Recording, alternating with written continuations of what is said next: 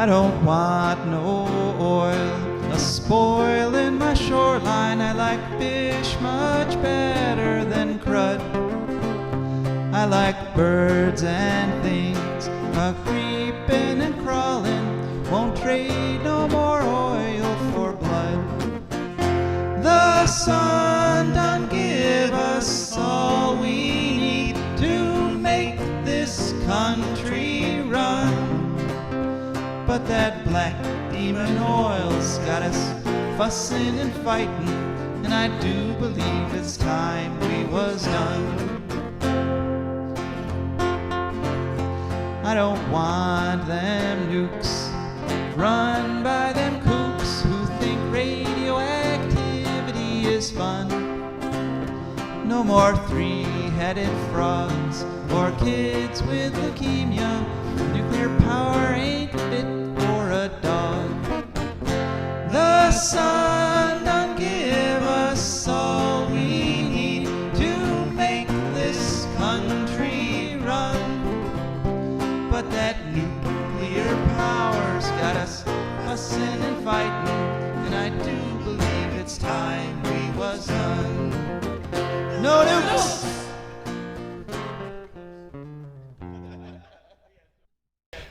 Good morning, Bowling Green, and good afternoon, Columbus, and hello to those of you on the internet, wherever and whenever you are. My name is Joe DeMare, and my intrepid co-host Rebecca Wood will be joining us a little later. But here we are on our show For a Green Future. And sharp-eared listeners will already notice the introduction a little different from usual, because usually I start out saying hello Toledo, but this show, which is normally recorded live on the air on 100.7 FM Toledo on Sunday mornings, we had some technical difficulties. Basically, the recording didn't come out, so I'm re-recording the show. It's still going to be an excellent show, but you're going to hear, in fact, the sound quality is much better because I'm using my home audio recording equipment, which is pretty good. So, this show was originally recorded while I was camping in Wisconsin. I drove the old Wonder Van out there, and I had originally been intending to be camping from Friday through Sunday, but I decided not to go Friday, which turned out to be a very good decision because I would have driven straight into those huge storms over the past weekend that had so many tornadoes. There were over 120 confirmed tornadoes and some loss of life, although luckily not tremendous loss of life despite the tremendous property damage. So many houses and so many places were destroyed, and that's just a taste of what global warming has in store for us. I mean, these kinds of storms are going to continue to get worse and worse because the hotter the atmosphere is, the more energy there is in the storm systems, and the more storm systems there's going to be. Of course, that's also going to be combined with more droughts. So you're going to have both more storms and more flooding and more droughts. And so it's not a good situation at all, and the sooner we stop carbon, the better. But it was still a very nice experience being out there camping in Wisconsin, and I had the pleasant experience of waking up at the pre-dawn light. And I woke up pretty much along the same time that the birds started singing their morning songs. And that is kind of wonderful because in the cities, in the places where there's lots of artificial lights, the birds don't really greet the dawn because the street lights, all the artificial lights creates sort of that pre-dawn light effect all night long, and the poor birds, if you listen, you hear them singing their dawn songs literally all the way through the night. It's not good for them, and it's not good for us either, because many studies are showing that the more artificial light, the worse. And there was just one study that linked wet AMD, wet macular degeneration, blindness, basically, with artificial light. So I know I talk about it a lot, but there's a lot of things that we use a ton of energy for, like our artificial lighting, that we could get along fine without. So there I was in beautiful Wisconsin. I woke up in the Wonder Van. I camped in the van. There's plenty of room, and it was super comfortable. And the night before, I had very carefully tested and set up all my equipment, all my recording equipment. And the way I tested it was I used the web service, the online service that the radio station uses for these kinds of connections, and tested my mics, tested my headphones. Everything was working great. It depended, though, on using the hotspot on my cell phone to connect to the internet. And even though I had a terrific signal where I was, when I went to log on at the start of the show on Sunday morning, all of a sudden my computer, my laptop computer, could not find my cell phone. And it just simply thought it didn't exist. And so I couldn't connect to the hotspot. So then I tried using the going through the email on my cell phone to get the link to the service to get on the radio, and that seemed to be working fine. I thought it was working fine, but it turns out I wasn't even on the air. And then I got a text from a listener who was listening for the show and was like, "What's going on?" And luckily, for some reason, that knocked me off of the service, the online service, which wasn't working.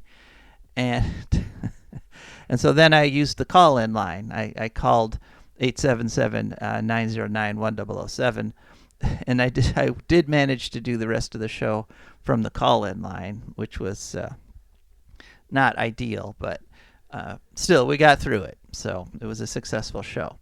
And you're about to hear the rest of it. So what's going to happen, this little part in the beginning is another 5 minutes or so. And then we had an interview with a fella named Tristan Rader. And Tristan Rader's with a group called Solar United Neighbors. And he's going to be talking about HB 197, which seems like the first crack in Ohio's legislative wall that it's built up against wind and solar power, specifically solar. So this is a bill which could theoretically create a fair bit of additional solar in the state of Ohio. But I'll let him give you the details on that. Then we'll hear from our patrons and sponsors, and then Rebecca came on and gave a nice little talk on violets and the different types of violets and what they're doing blooming in your lawn so vigorously right about now this time of year. And then we went on to Ecological News, and this week's Ecological News starts out with a good story, a very positive, upbeat story. And there is, lots of progress. There's lots of reasons for hope right now. We are not there yet. In fact, we're still going in the wrong direction as carbon emissions are still increasing. But at least we're slowing the runaway train. I mean, we haven't stopped it yet. We're still heading for that bridge that's out. But the train is slowing down, and we're still a long way from reversing direction, but we may still manage to stop the train before everything crashes. Of course, everything is already crashing for people in specific areas. There's all kinds of storms going on around the world right now, not just across most of the American Midwest. Kenya is being hit by incredible flooding right now, for example. And we tend to lose sight of these things because these storms, these disasters, these floods, these high waves, these high tides that are causing so much damage and erosion, they're happening so often now that they very easily get pushed off the news, especially since the news is so dramatic lately. I mean, we've got a war going on in Ukraine. We've got these protests in colleges all around the country. We've got trials. We've got, pretty much everything. We got a campaign for presidency. Pretty much everything, an editor of a newspaper or the someone choosing what stories to run on a news channel. There's lots of things that seem like they're more important than climate right now, but really, this climate crisis is the most urgent issue facing all of us, facing everybody on the planet. And so we're not going to look away. You can be assured that at least for 1 hour every week here on For a Green Future, we're going to focus on the most important crisis facing the human race pretty much in our history. I mean, we've been knocked down to almost zero a bunch of times. I just was reading an article. They discovered that at one point the human race in Africa was down to like 1,100 individuals. So we almost went extinct. But the difference is that this threat is a threat we have created ourselves by being so darn successful. It's our own technology, it's our own actions that are putting all this carbon in the air and creating all these climate crises of various sorts that are melting the polar ice caps. When we were down to 1,100 people, there's no way we could have even affected the polar ice caps, but now we're on the verge of wiping them out. So solar is one of the tools we could use to stop destroying the Earth. And so let's hear about HB 190. All right, hello and welcome to For a Green Future. Could you just please share your name and who you're with? Sure. My name is Tristan Rader. I'm with Solar United Neighbors. I'm the Ohio director. Oh, cool. And so could you give us a little background on Solar United Neighbors? How long have you folks been around? Who do you, how many members, so forth? Yeah, so we've been around since 2009. In Ohio, we've been here since 2015, late 2015. Really started in DC. The whole model was born of our executive director who wanted to put solar on her roof in the Mount Pleasant neighborhood in Washington, DC, and couldn't figure it out. And, she got a bunch of her neighbors together. They kind of got their brains together, and a couple of them were lawyers, a couple of them were familiar with the legislative process in DC, and she was somebody who was really involved with the federal government and philanthropy. So she was able to get these folks to go to City Hall and create a process to allow for solar on roofs in Washington, D.C. And then they went out and found an installer to do all their solar installations. They were all sold on it by the time they got the law changed. That was our first solar co-op. From there, it spread around the country, and we've been doing those same kind of models of bringing people together, helping them go solar, educate them, and even changing the regulatory and policy structure to allow for people to do what they want to do on their own rooftop. This is all about property rights, all about freedom to do what you want, generate your own energy, and not be reliant on onerous utilities. Great. All right. So House Bill 197. This is why I asked you for the interview today. What is it, and why do you folks support it?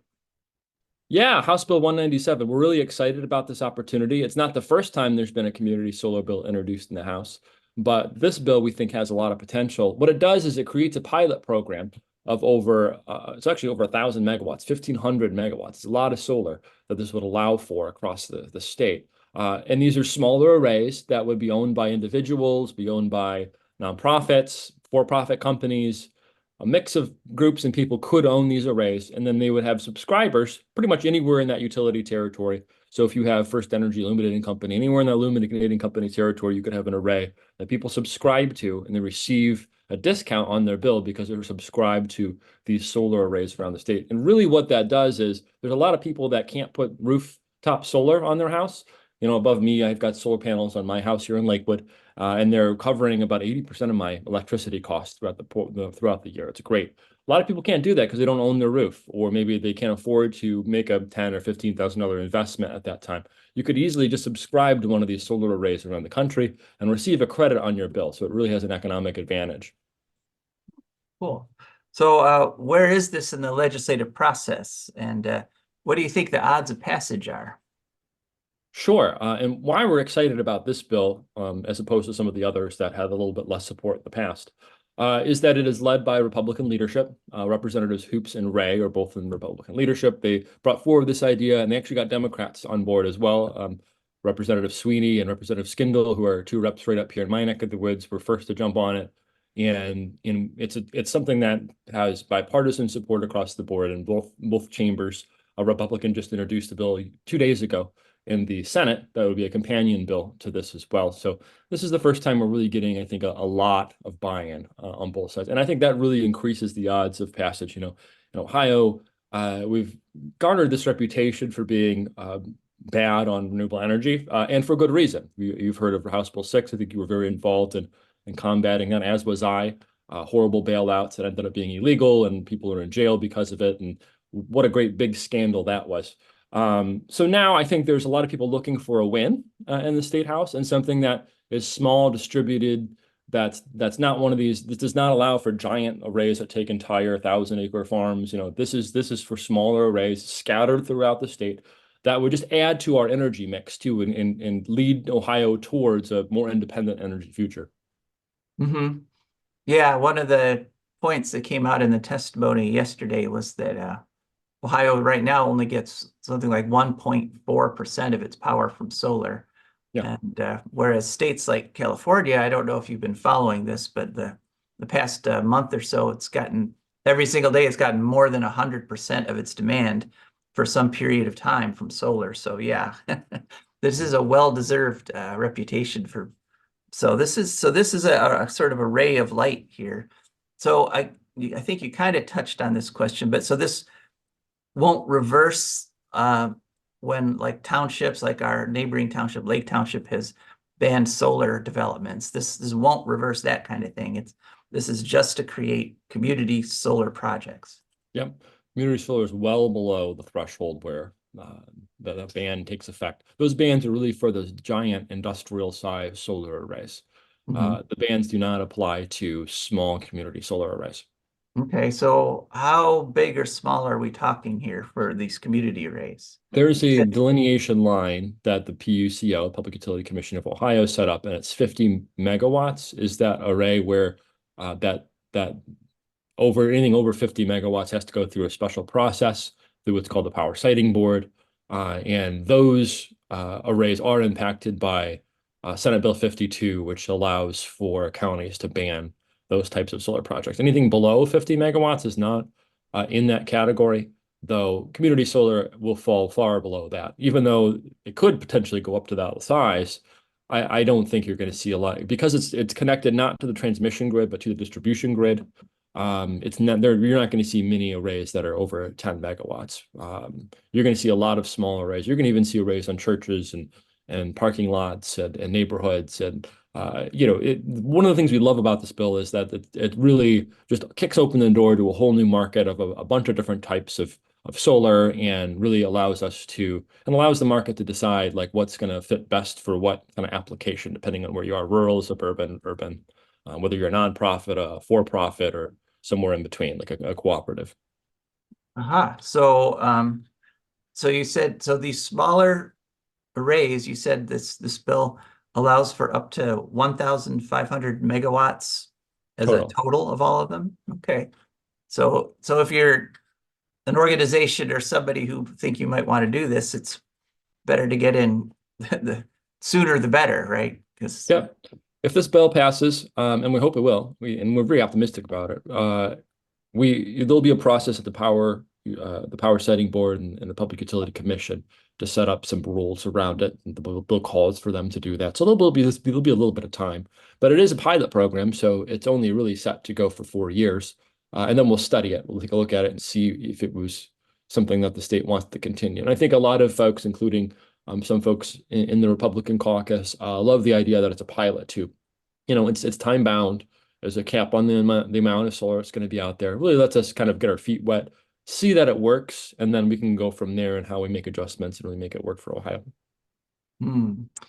Yeah, I think I could see that being the key to sort of this overwhelming support that we're seeing here, because there's a lot of skepticism on, one side of the aisle. And so maybe once it gets proven, maybe there'll be more support. So this was yesterday. We were watching, that was the proponent testimony. And as I Correct. said, there were over 50 proponents speaking. So who's opposed? Who are the opponents? Sure. So yeah, over 100 now folks have submitted testimony. There was big proponent hearings.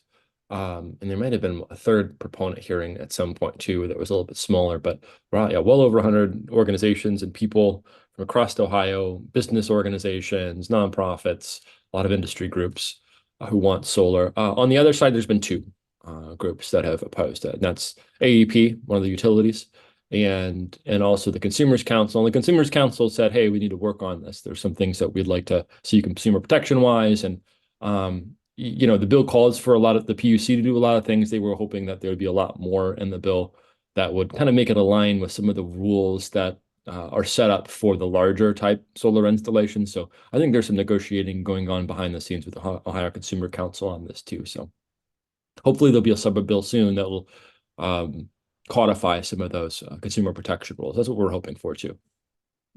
Okay. Um, so you have a whole system on your own home. Mhm. Um, yeah, could you tell us a little bit about that? How big is it? And you said Yeah, it provides 80% of your power? correct. So it 6 kilowatts. We have a kind of small, somewhat energy efficient home here in Lakewood. Been picking away at it. 1,500 square foot, 3 bedroom house, and you're totally typical if you've been to Lakewood or anywhere like Cleveland Heights or Shaker. There's a lot of these houses that are about the size of ours, and we see a lot of these 6 kilowatt size arrays. And yeah, it produces enough energy to cover 80% of our bill, which is fantastic. So this time of year, we don't have an electric bill, which is nice. And then we'll have an electric bill again, probably in September or November, somewhere in there. Hmm. Oh, that is nice. So what would you say to people that are thinking about getting solar arrays on their house right now? Yeah, I think it's still a great time to go solar. You have the federal incentives, a 30% non-refundable tax credit is out there, and that can help folks. It certainly helped us. So we shelled out 15 grand, 14,500, something like that to put the array on our roof back in 2019. And then we got a nice, 35, $4,000, something like that, tax break, which is great to get a big check in April the next year. So ended up costing us around $10,000 total after you include that incentive, and it'll pay itself off by 2028 probably is about. So it's like 8 or 9 year payback period with how rates are right now. Mhm. So not a get rich quick scheme, but definitely an advantage. Yeah. Yeah, that's what I tell people. If you want to be energy dependent, you want to like just lead a more sustainable lifestyle, reduce your carbon footprint. It's a very responsible way to do it. You can go out to the market and make more money probably right now, particularly you could put money in a CD and get a better return. But it's still not a bad investment. You're going to get your money back and you're going to do something good for the environment. And after that's paid itself off, essentially, you've got free energy. It's a pretty stinking good deal. Hmm. And if electric rates go up, the amount of return time it takes for you to get your return actually goes down. So, That's exactly right. Yeah, and rates are very volatile too, and you avoid that volatility, so you don't have to worry about electric rates going up when you have solar. It doesn't affect you. okay. So is there anything you'd like to add? No, just thank you. Thank you for this opportunity to talk about this bill. We're excited. I guess there is one thing, we just learned about Solar for All grants coming down across the country. The Biden administration put forward this great idea. There's a $7 billion pot of money out there for folks that are in lower income situations, if you're at or below 200% of poverty. This program is set up to help those folks add solar to their roofs, and it's also set up to help develop community solar projects. Kind of goes hand in hand with this bill we're trying to pass. So the state of Ohio got $156 million, as did an organization here in Cleveland. So the state got a total of $312 million to help folks go solar. And we're hoping that chunk of money can also help this bill move along and also help these community solar projects develop at a much more economical rate so that we can even save people more money across the board when they sign up for these community solar projects. So that money is the state has it, and so the state's going to develop ways to apply to use it to get it. Yep, exactly. So the Ohio Air Quality Development Authority was the applicant with the EPA, and they're working with a couple of organizations in the Columbus area that are already doing solar installations and coming up with financial models that reduce the cost of solar for people in Ohio. And that money will be applied towards that. And so the money can be used for rooftop solar projects and mechanisms to help people pay for rooftop solar, and it can be applied towards community solar development. So we're hoping that once we pass this bill, some of that money will be put towards those projects as well. All right, great. So yet another incentive for people that Yep. are thinking about it, people on the fence. And yeah, we tell people on the show this is the time to put solar on your roof. So There's never a better time, and the sooner you do it, the sooner the sun will pay your utility bill. So, all right. Well, thank you very much. thank you. Okay. And thank you folks for listening. And it's also a good time to hear from our advertisers. So let's go ahead and hear from them right now. For a Green Future is also brought to you by the Wood County Park District. The Wood County Park District is a natural resources conservation agency. They protect natural spaces, maintain quality green spaces, provide engaging programming, and they teach people to love and respect nature. They also restore wildlife habitats and lead people on outdoor adventures. Wood County Parks protects natural spaces in Wood County for all to enjoy from 8 a.m. to 30 minutes past sunset every day of the year. There are several ways to get a hold of them and find out what's happening. One is to call them at 419-353-1897. Another is to visit their website, www.wcparks.org. The website again is www.wcparks.org. They are also available on all social media, Instagram, Facebook, Twitter, and many others. Just search for WC Parks. That's the Wood County Park District, and we're very grateful for their support. And For Green Future is also brought to you by our patrons. These are wonderful people who've gone to patreon.com, and there they found our Patreon page, and up popped different levels of membership that they could subscribe to, and in order to support our program. And we're extremely grateful to our patrons because without them, we would be unable to bring you this show. So that's patreon.com, Patreon, and you would search for a Green Future. Okay, well, Rebecca has been having trouble getting on and off again. This is the part of the show that she would normally be doing. Rebecca, are you there? Okie dokie. Well, this week I wanted to talk about violets because there are just a lot around. They're all over my neighborhood. My neighbors are talking about them online. Some lady I know mistook a hellebore for a violet because I guess they're similar. I don't know, but they're not even the same family.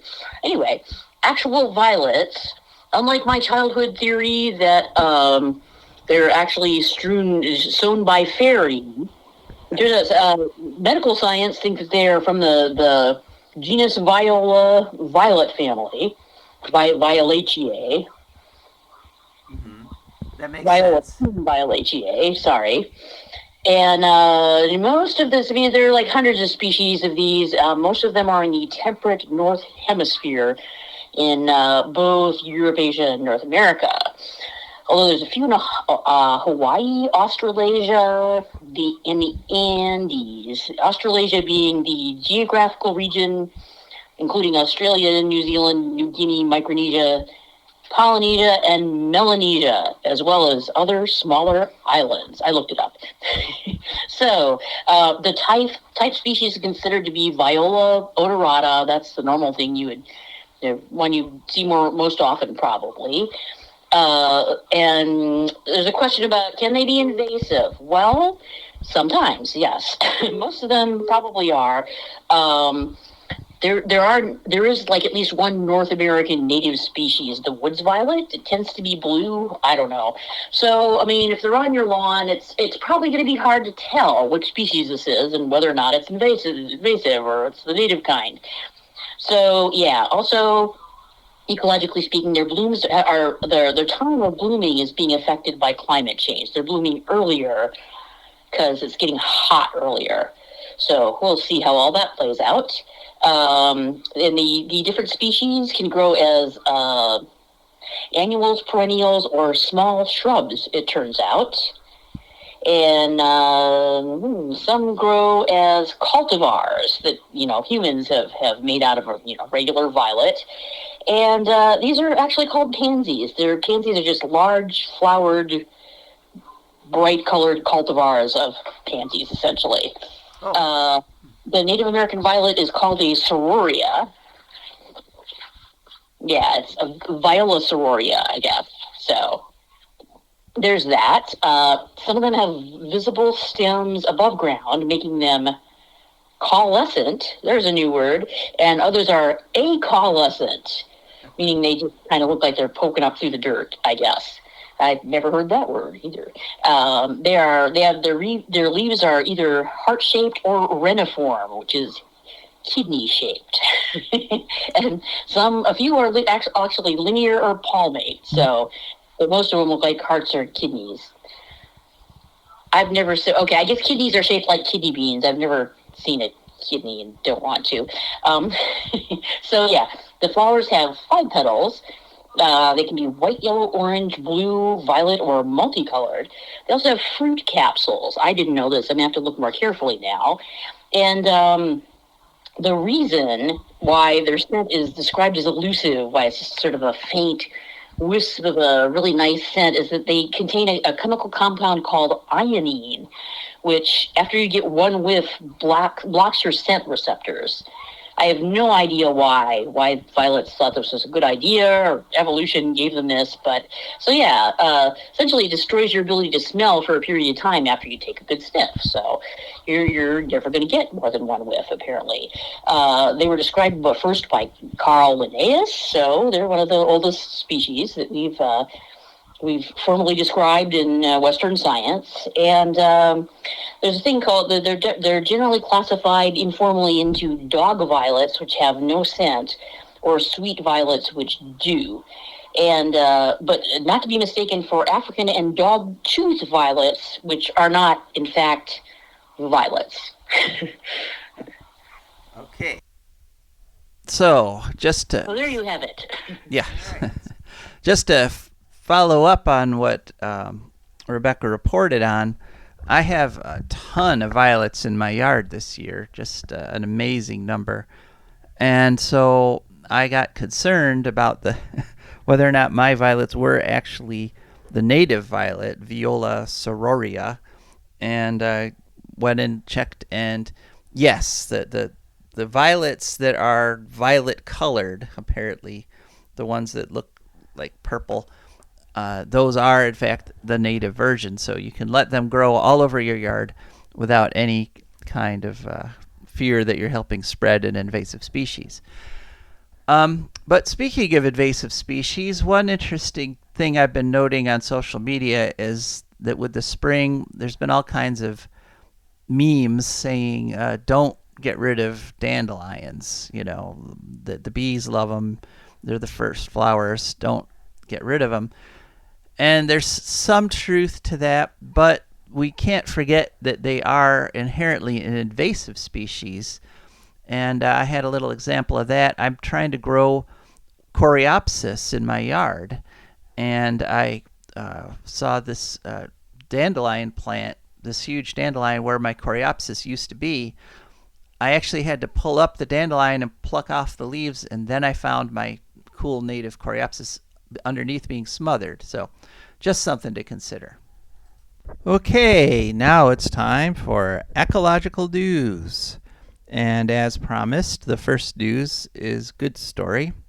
And we go to Progress Playbook. And this story actually came out back in January 8th of this year, 2024. And the title is 11 states now get more than half their electricity from renewables.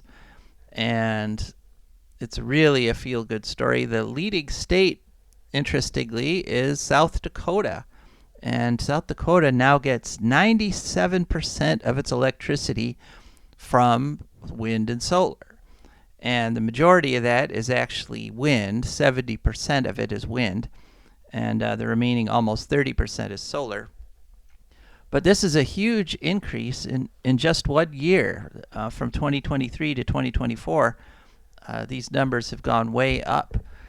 And it's also interesting to note that Iowa is number 2, and they get 81.4% of their electricity from renewable energy alone.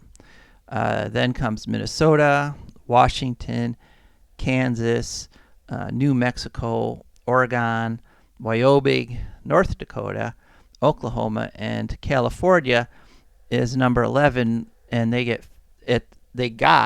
back in January, they were getting 51% of their power from wind and solar alone. And actually, I know for a fact that California has increased because they've been making headlines because they've been supplying for parts of the day, parts varying from about 20 minutes to over 6 hours of each day, or most days since for the last month or so, they've been getting more than 100% of their power from solar by itself. In other words, the solar panels in California were putting out so much electricity, it's actually being shipped to other states. So, very nice. Now, 10 of the 11 actually have the cheapest electricity in the country. California is, just as it's the laggard out of these 11 that's got the lowest percentage, or had the lowest percentage of renewable energy, it also had the highest costs. But that is not because the renewable energy is more expensive. It's because the Public Utilities Commission of California, Gavin Newsom's appointed corporate hit people, are approving rate increases. They're even approving them so quickly they're breaking the law in order to approve them. The Pacific Gas and Electric is supposed to be able to be cross-examined by citizens, by public groups, NGOs, when they want a rate hike, to make sure that's needed, that it's not just literally putting more profit in the owners of PG&E's pockets. But the last rate increase, the California Public Utilities Commission said, we're not even going to have the hearings. We're just going to approve the rate increase. So here you go, PG&E, have some money. And so that's why California has the highest. And like I said, most of these states that have really high renewable energy percentages have the cheapest power. In fact, North Dakota, Wyoming, and Iowa have the cheapest electricity in the country. So some great news in terms of renewables taking over, pushing out the coal and the oil and the natural gas and the nuclear. So we just need lots more of it. And we needed it here in Ohio, too. So next story, on to April 18th. This was put out by the Wilderness Society, and the title is BLM Public Lands Rule Ushers in More Balanced Approach, Decades Overdue. And what happened about 50 years ago, Congress told the Bureau of Land Management to balance conservation and resource extraction on public lands. But during those 50 years, the BLM has focused on extraction. In fact, 90% of the activities on public lands that the BLM was involved in were for mining and timber. And so what happens when Congress tells an agency like the BLM to do something, Congress doesn't spell out every little tiny detail on how to do it. They leave it to the agencies, they leave it to the executive branch to write the regulations, what's called the final rule. And so after 50 years, the BLM has finally put a final rule into place enforcing this mandate they were given by Congress 50 years ago. And now, according to this final rule, 50% of the BLM's activities and of the public lands will be given over to, quote, conservation and benefit to local communities. Now that there's a fair amount of wiggle room there, because you could make an argument that cutting down a forest or tearing down a mountain benefits a local community if people get jobs from doing that. But at least the word conservation is actually in there right now somewhere. Instead of 90% extraction, it's supposed to be 50-50. And this seems like it might not be that important, but actually the BLM controls 245 million acres of the country. That's an area more than twice the size of Texas. So we're talking a lot of land. And the Department of the Interior's take on this off of their website, they claim they're going to use science and data, including indigenous knowledge, to guide balanced decision making, which is cool.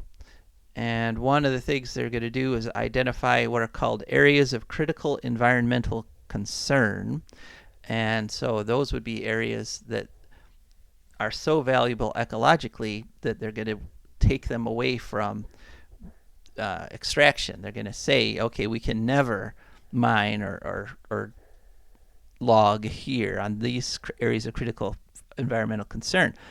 The only problem is, and this is a loophole the Biden administration is using quite a bit, is that while they're identifying the areas of critical environmental concern, they can go ahead and proceed with applications that are already in place to log and mine these places. They can develop these areas, quote unquote, while they're still considering them.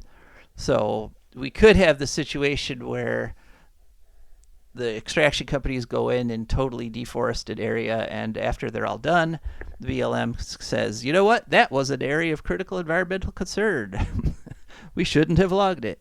But we'll see how it actually plays out. Deb Haaland, she's very proud of this. Secretary of the Interior. She's sort of considering this her signature accomplishment as secretary. They're going to take into account drought, wildfires, and invasive species. And, these issues are all interconnected because climate change encourages a lot of these invasive species. And, droughts and wildfires, actually a lot of the invasive species are more susceptible to wildfires. That's especially true like in California, like along the Rocky Mountains, where historically you would have had redwoods growing. A lot of those places, the redwoods have been pushed out by eucalyptus trees, and eucalyptus trees are basically fire bombs waiting for someone to light them because they're filled with eucalyptus oil, whereas redwoods actually suppress fire, and they have bark that's designed to minimize damage from when there's a fire, whereas eucalyptus trees, they just go up like torches, like Roman candles if there's a fire. So it's good that they're focusing on invasive species and looking at the effects of droughts. There were 200,000 comments from people wanting to comment on this rule. There's also going to be something created called restoration leases, and that is if a corporation like tears up 100,000 acres for a mine, then they can basically replant or restore 100,000 acres on some other federal land, like maybe plant some redwoods in order to make up for what they've destroyed. So basically telling people to plant a tree if you cut down a tree, but we'll see how it all works out. It's nice that the details actually haven't been released yet, just the announcement has been made and the thing signed in a nice ceremony, but we'll see what the actual fallout of it is. On to phy.org, story on April 25th. Indian nuclear facilities found to have radioactive influence on southern Tibetan Plateau. And interestingly, the southern Tibetan Plateau is one of the most isolated places in the world, one of the most remote places to get to on the planet. And it was thought that they should be fairly pristine, that they shouldn't have a lot of industrial pollutants in them because they're high up. But it turns out the Chinese Academy of Sciences went up there and sampled a lot of mosses and lichens, and lo and behold, they found a ton of iodine-129. And this is a radioactive isotope that gets put into the atmosphere as part of fuel reprocessing. And it has a half-life of 157 million years.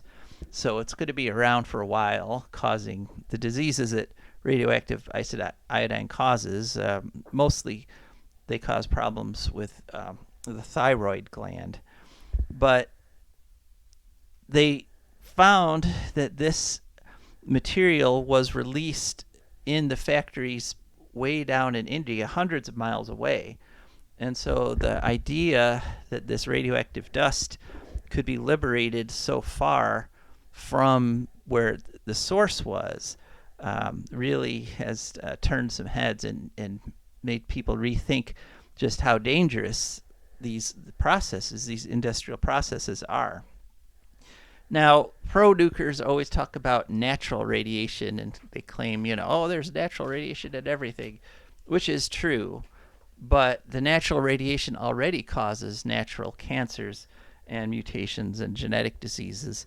And so, every little bit that we add increases those negative effects. And when you add it to the bottom of the food chain, like when it gets into the mosses and the lichens, then the grazers that eat lichens, for example, start concentrating into their tissues, and it affects them more. So even a little bit affects the bottom of the food chain, but as you go up the food chain, it gets concentrated, and so at the very top, which is where we are, you can get really heavy effects, bad effects. Next story, Guardian, April 26th. UN-led panel aims to tackle abuses linked to mining for, quote, critical minerals, unquote. And there's over 100 countries that are going to be involved in this study, including some of the biggest producers of renewable energy and consumers of renewable energy. And the push for this has been, the fossil fuel industry and the nuclear industry has been pushing this narrative that renewable energy, like solar panels, like wind turbines, require rare minerals, and those are being forced on us by child labor, by horrible labor abuses, by accompanying with environmental degradation, which is all true, and it should be stopped. But putting it in context, it's just a fraction of the destruction and of the child labor in all the other industries in the world. I mean, in the clothes you're wearing, it likely had some child labor in it. In the shoes that you're wearing, the biggest source of child labor in the world is agriculture. So most likely, some of the food that you're eating, especially imported foods, may have been produced with bad working conditions or with child labor.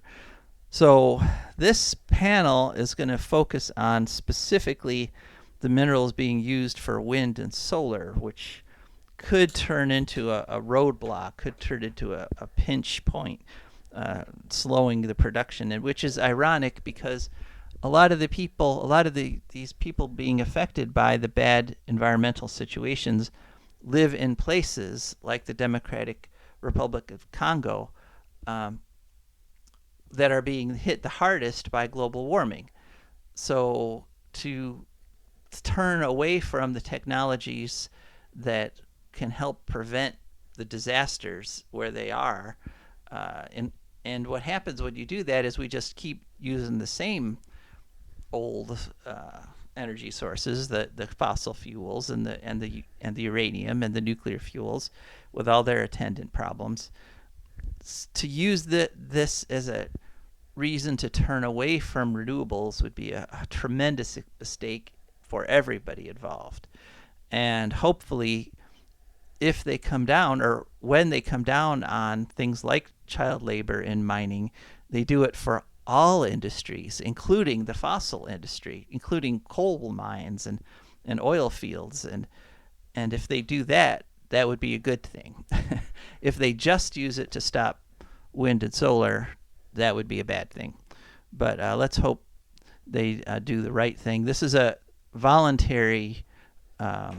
This will not be mandatory changes in behavior, but let's see what happens there. Next, Reuters. This is the last story. April 26th, 2024. 8,000 indigenous people protest Brazil not protecting ancestral lands. And so what's happening is that thousands of people in indigenous, traditional indigenous dress came out of the Amazon, and they protested in Brasilia. And the specific thing, because the president there, Lula, has promised to respect indigenous rights, and he has made progress in just stopping straight out deforestation in these wildcat mines. But what this particular protest is focused on is a railroad project that's proposed to go through the Amazon, that would carry grain exports. It would carry grain. It's called the Ferrogrão Railway, and it goes along the Tapajós River. And there are grains being produced there. They want to ship it to the coast, basically, for export. And what the indigenous peoples are so upset about is that there's a lot of land grabbing in the path of this railroad, this proposed railroad. A lot of people are literally just stealing land. It's kind of like the Old West. A lot of Westerns were based on the idea that the railroad was coming through, and suddenly the land was going to be valuable, and they started fighting over it. Lula met with the protesters, over 40 indigenous leaders.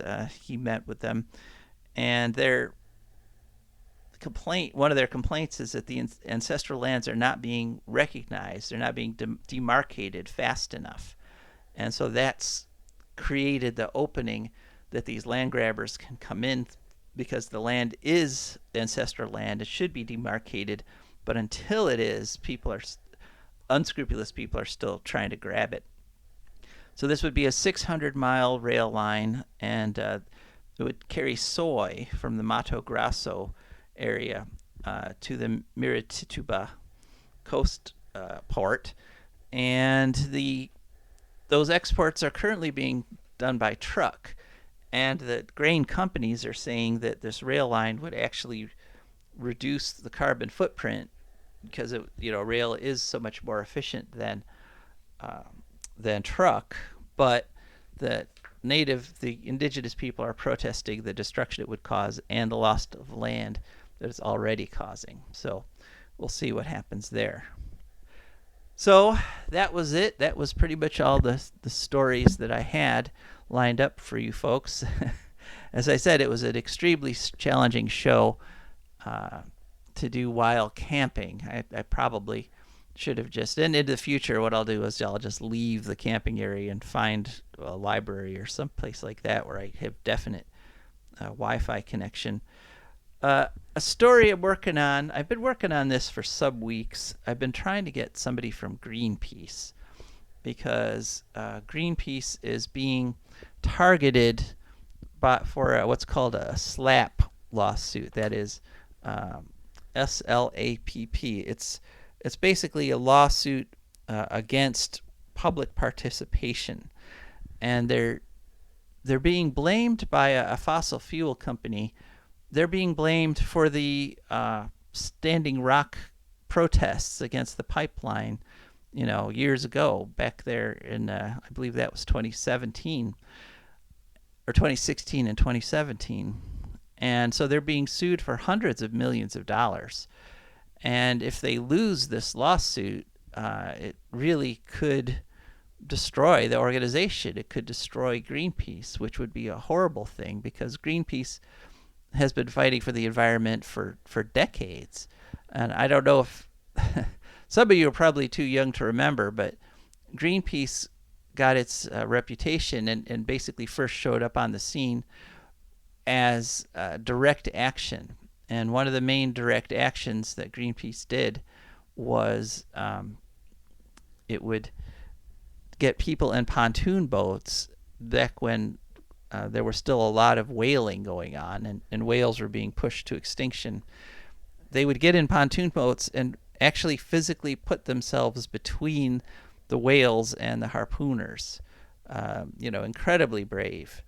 And they've done things like that. They've protested offshore oil rigs.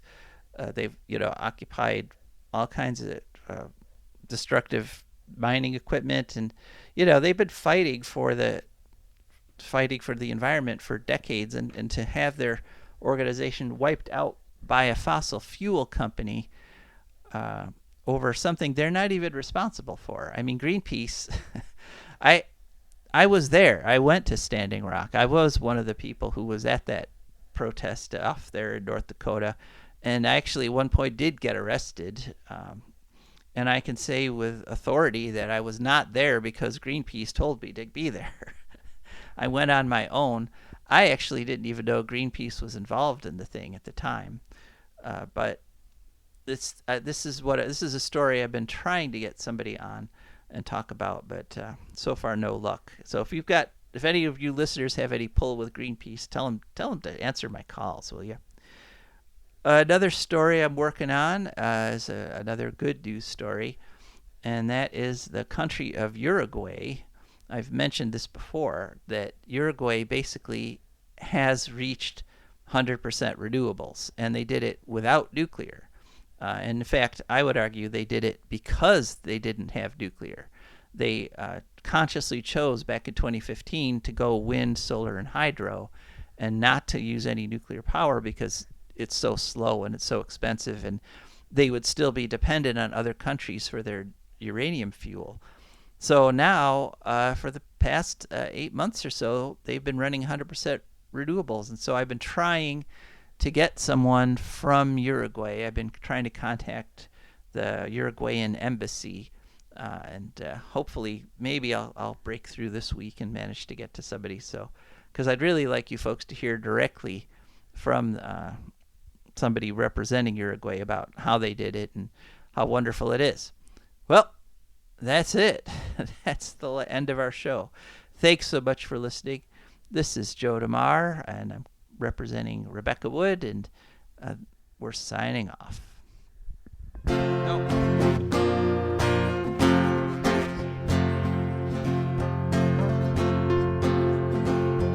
I don't want no oil a spoiling my shoreline. I like fish much better than crud. I like birds and things a-creeping and crawling. Won't trade no more oil for blood. The sun done give us all we need to make this country run. But that black demon oil's got us fussing and fighting, and I do believe it's time we was done. I don't want them nukes run by them kooks who think radioactivity is fun. No more three-headed frogs or kids with leukemia. Nuclear power ain't fit for a dog. The sun done give us all we need to make this country run. But that nuclear power's got us fussing and fighting, and I do believe it's time we was done. No nukes!